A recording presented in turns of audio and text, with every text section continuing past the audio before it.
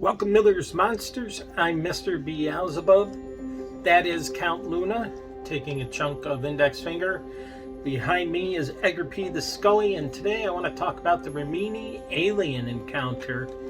And this is from 1978, from the files of the Italian UFO researcher and investigator Antonio Chiomento. And apparently a man known only as Antonio F. In November 1978, around 11:30 p.m., was sitting down to watch a boxing match when suddenly his dog barked. And as you know, you can tell the different dog barks, and he said his dog was barking urgently, as if something was at the front door outside.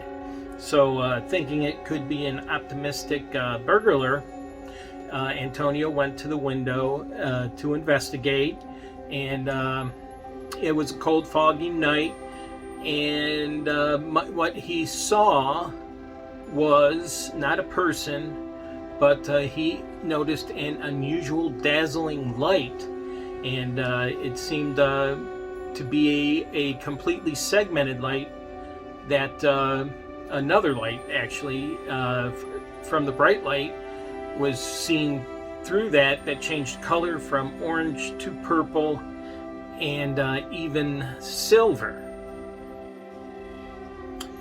Not thinking, Antonio called out to anyone who might still be in the house that there was a UFO outside the house, and he went to check the room behind him to see if anyone had entered the house, and nothing was there. And before he knew it, his wife, his sister, and his wife's mother entered the room a few moments later, and they only saw the apparent afterglow of the object as it, as the dog continued to bark insistently. And so everybody settled down again. Antonio still wondered if there was someone outside, but he dismissed the dog's barking as being, and related to the lights, and he sat down to watch his boxing match. But still unsettled, he grabbed his flashlight several minutes later and headed to the front door, and he opened it and looked outside.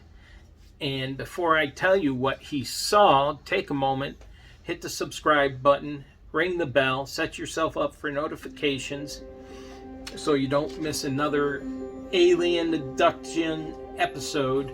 And please tell your friends to like and subscribe as well. So what did Antonio see?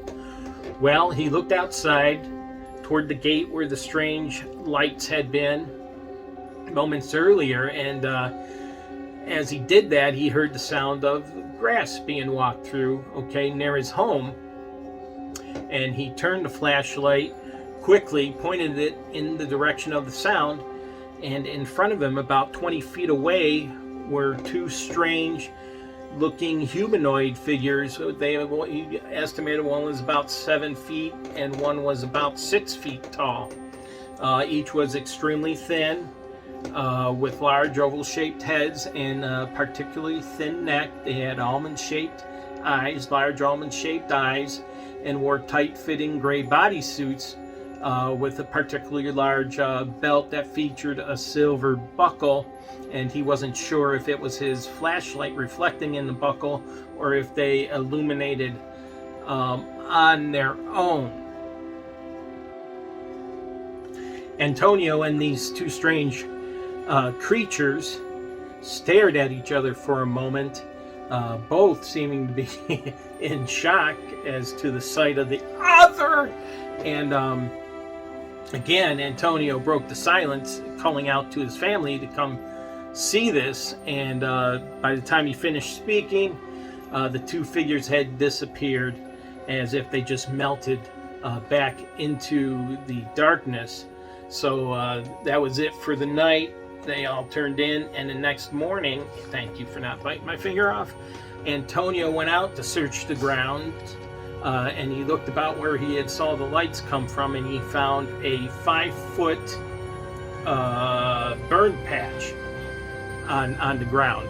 And then he went to look where he had seen the 2 alien figures, and to his shock, he looked down to where the figures had been standing, and there was a hole in the ground, and it was about 1 foot deep. So that would explain why one seemed to be 7 foot and one seemed to be 6 foot. And then right near that, it looked as if the grass had been significantly disturbed. So Antonio had himself quite an experience, and these were more like our familiar gray aliens in the description.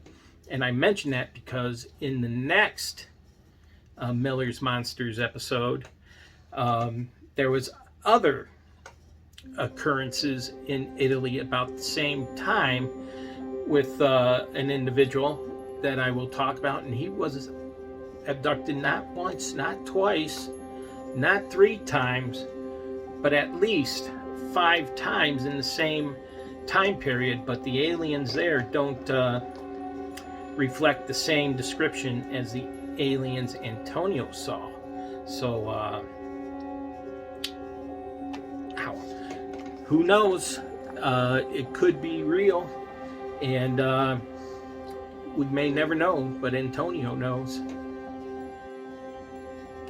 Thank you for watching, and hit the subscribe, ring the bell, set yourself up for notifications so you don't miss the next alien abduction story from Italy coming Thursday. And please get your friends on the line, tell them to watch and subscribe as well. And I will talk to you later.